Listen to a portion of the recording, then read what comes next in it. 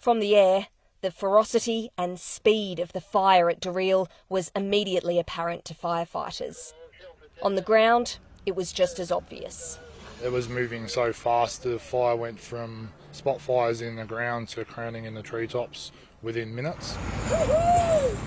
As teams fought it from above and below, residents of the small town fled. We just thought there was no defending where we are, and we had to go. When Damien Maloney returned after midnight, he couldn't believe his eyes. The fire has literally skipped our houses. It is something else.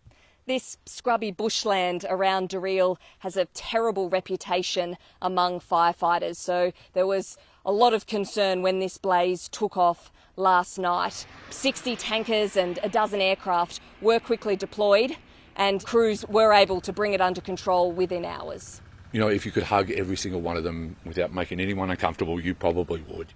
Authorities say the actions of firefighters, including trucks from the New South Wales Fire Service, saved 117 homes from being burnt.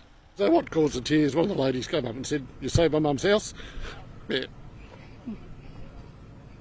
That'll do. Today, crews were out mopping up and marking dangerous trees. The cause of the fire is still being investigated, but there's speculation it could have been a faulty electric fence.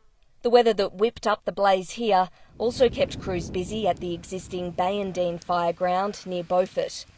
Half a dozen small fires flared up as the winds peaked, but all were quickly extinguished with the help of aerial bombers. They do a good job. They do the work of probably half a dozen trucks in one hit. That's good, helps us get right on top of it from the word go. Allowing a sense of calm to return to the streets of Beaufort for the first time in days.